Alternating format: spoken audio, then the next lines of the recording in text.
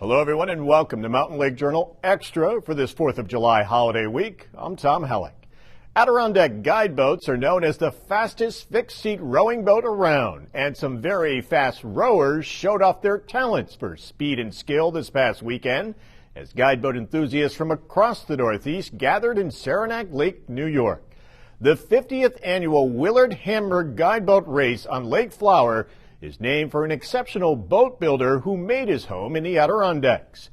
Our producer Josh Clement and photojournalist J. Scott Parker take us to what's become a yearly summer tradition, celebrating Adirondack guideboats and the talented craftsmen who built them.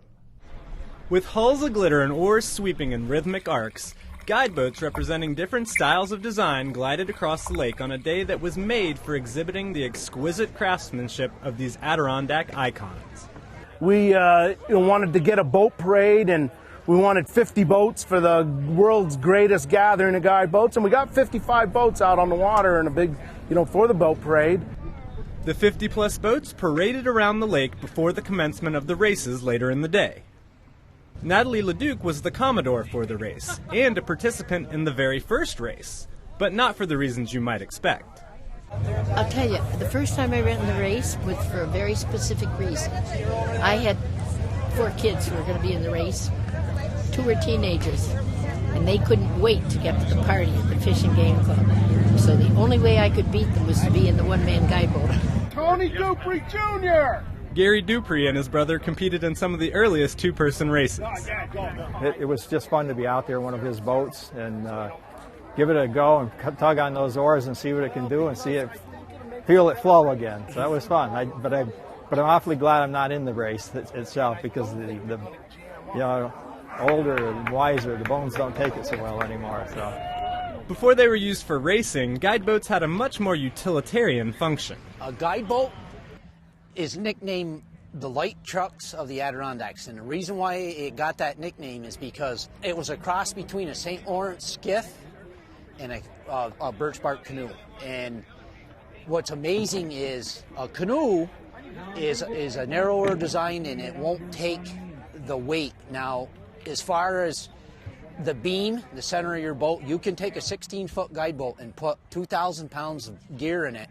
And in the beam, as far as what you draft or take on for water, there won't be more than an inch. It's amazing. The blue-collar origins of the guideboat didn't prevent the rowers from turning in some impressive performances. Ashley Doyle took first place in the women's competition.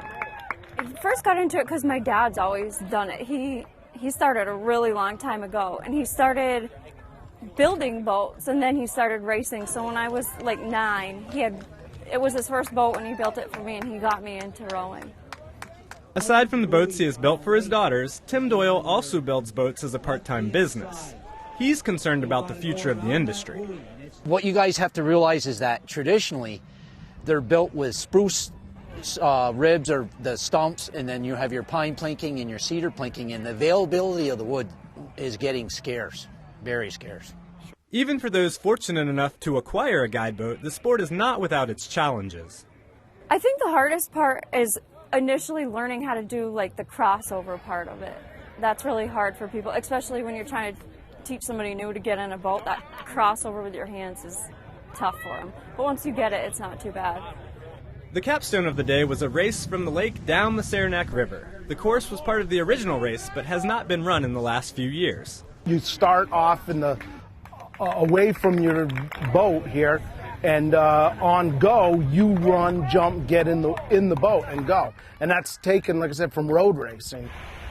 Local townsfolk gathered all along the riverbank to observe the competition.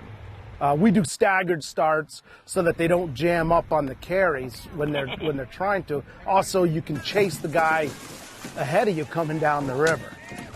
So it makes a really competitive race. Really nice race. It is a tradition, and people need to know that it's a big part of Saranac Lake and a summertime activity. Going back down the river definitely made a difference. That brought people back. Get out and have fun. Get the exercise and the air and the sun and have fun. Your life goes by too quickly. This today was more like what it was, and it was good to see it come back. And if we can continue this and continue the interest, that people come out to celebrate 4th of July, celebrate guide boats, commemorate Willard Hanmer, and just row the boats and, festivities here in the Adirondacks. This is what it's all about. And you can learn more about Adirondack guide boats, the races, and the winners by visiting the Mountain Lake Journal Extra blog on our website.